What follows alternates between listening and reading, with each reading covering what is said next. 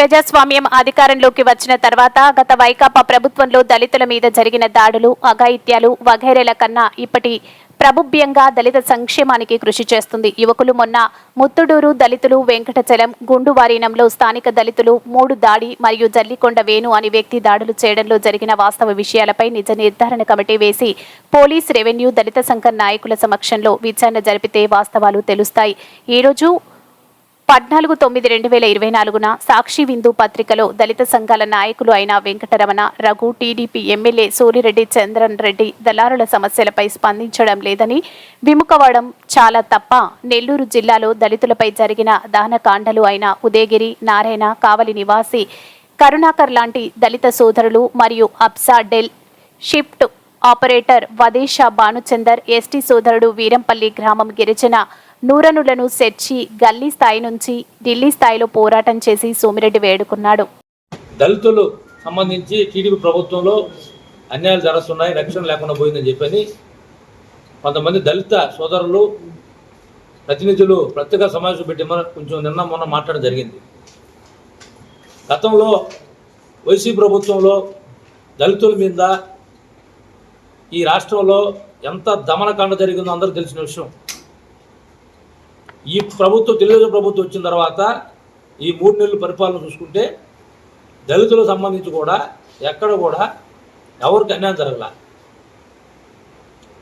ఇటువంటి సున్నితమైన సమస్యని వెనక నుండి ఒక అత్యంత రాజకీయ పలుకుబడిన శక్తులు దళితుల మధ్య చుచ్చు పెట్టే దానికోసం నిన్న ముత్తుకూరు మండలంలో జరిగినటువంటి దళిత సోదరులకు సంబంధించినటువంటి ఒక సంఘటనని ప్రభావితం చేస్తూ అనేకమైనటువంటి పోస్టులు పెట్టడం సోషల్ మీడియాలో చూసాం. వాళ్ళు వెంకటాచలం మండలం గుంటూరు వారి పంచాయతీ వెంకటరెడ్డిపాలెంకి వెళ్ళి అక్కడ ఆ దళిత సోదరులను కానీ, తర్వాత అక్కడ ఒక బీసీ సోదరుడు అని వేణు అనే వ్యక్తిని కూడా బిడ్డను పట్టుకుని ఉంటే వాళ్ళ మీద దాడి చేయటం, వాళ్ళు ప్రతిదాడులు చేయటం, దీని మీద పోలీసు కేసులు నమోదవటం, ఇవన్నీ కూడా జరుగుతూ ఉన్నాయి. మన స్థానికంగా ఉన్నటువంటి దళిత సోదరులు, సంఘాల నాయకులు వాదన వెంకటరమణ, కొప్పోలు రఘు తన సోదరులు ఇద్దరు కలిసి నేను ప్రెస్ మీట్ పెట్టారు. నేను కూడా ఈరోజు చూసే పేపర్లో చంద్రమోహన్ రెడ్డి గారు దళితుల సమస్యలను పట్టించుకోవడం లేదు, సర్వేపల్లి శాసనసభ్యులు సోమిరెడ్డి చంద్రమోహన్ రెడ్డి గారు దళితుల సమస్యలు పట్టించుకోవట్లేదని చెప్పి ఆయన ప్రెస్ మీట్ కూడా పెట్టడం వాళ్ళిద్దరు చూశాను. నెల్లూరు జిల్లాలో, ఈ జిల్లా చరిత్రలో గతంలో మహానుభావుడు పొట్టి శ్రీరాములు గారు దళితుల కోసం ఎన్నెన్నో త్యాగాలు చేసి ఆయన జీవితాలు దారిపోస్తున్నారు. పెద్ద పెద్ద కుటుంబాలకు సంబంధించిన వ్యక్తులు కూడా దళిత ఉద్యమాల కోసం పనిచేస్తున్నారు. అది చరిత్ర. కానీ ఇప్పుడు ఈ 30-40 సంవత్సరాల మధ్యకాలంలో ఈ జిల్లాలో ఏ దళితులకి చాలా క్లిష్ట సమస్య వచ్చినప్పుడు, వాళ్ళ యొక్క ఉనికిని కోల్పోయే ప్రమాదం వచ్చినప్పుడు ఈ జిల్లాలో మొట్టమొదటిగా స్పందించేది సర్వేపల్లి శాసనసభ్యులు సోమిరెడ్డి చంద్రమోహన్ రెడ్డి గారు. పార్టీ చెప్పడం కాదు, ఈ జిల్లాలో 3 ఉదాహరణలు చెప్తున్నా మీకు. మన ఉదయగిరి నారాయణ అనేటువంటి దళిత సోదరుని అన్యాయంగా పోలీసు కస్టడీలో తీసుకొని కొట్టి ఆత్మహత్య అని చెప్పి చిత్రీకరించి ఉరేస్తే దాని మీద ఆయన గల్లీ స్థాయి నుంచి ఢిల్లీ స్థాయిగా పోరాడు.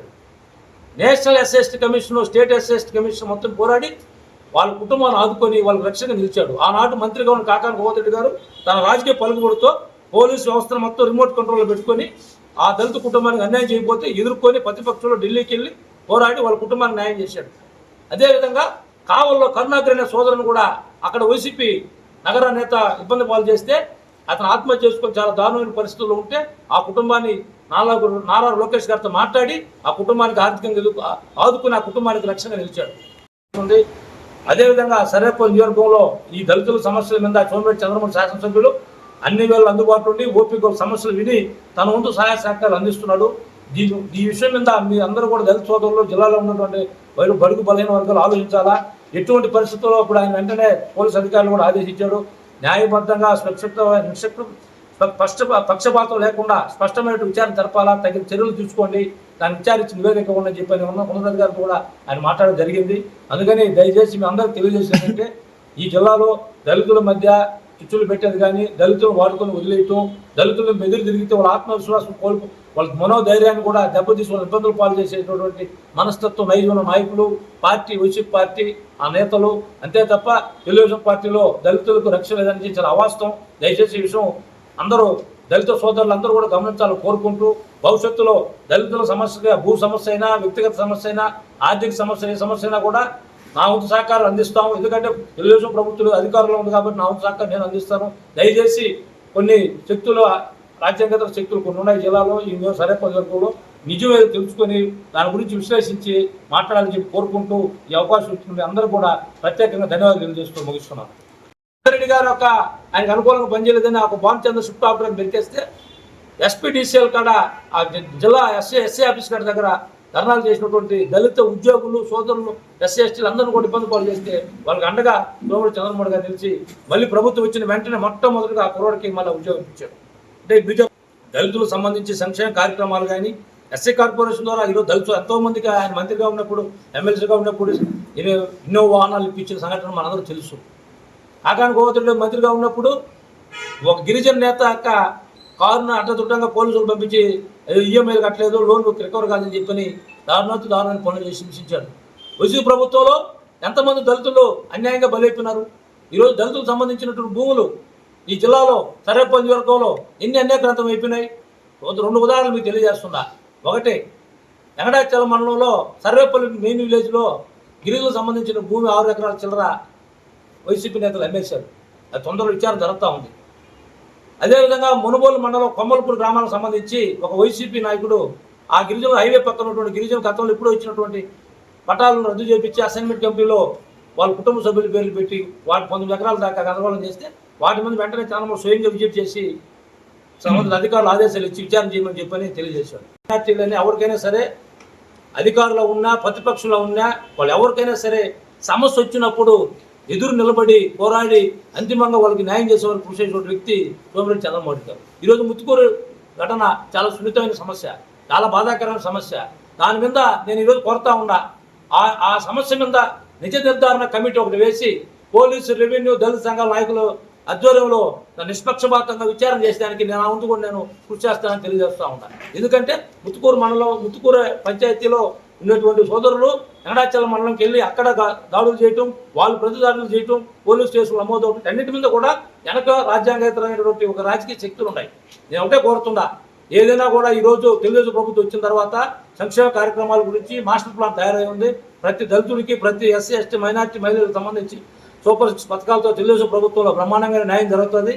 ఇటువంటి పరిస్థితుల్లో దళితులకి అండగా నిలిచే ప్రభుత్వం తెలుగుదేశం ప్రభుత్వం. దళితులను దగా చేసిన ప్రభుత్వం గత వైసీపీ ప్రభుత్వం. దళితులకి ఉద్యోగస్తులు ఈరోజు ఫర్ ఎగ్జాంపుల్ ఒకే విషయం చెప్తున్నా, పొదలకూరు మండలంలో దళిత గిరిజన సంబంధించినటువంటి ఒక అధికారిని తహసీల్దార్ స్వాతి గారు పరిస్థితి ఏంది ఈరోజు. ఆ రోజు ఆమె ఆ చేత పనులు చేపించి ఈరోజు ఆ అధికారిని ఈరోజు సస్పెండ్ అయిపోతే కనీసం ఆమె న్యాయం చేసే పరిస్థితి లేదు.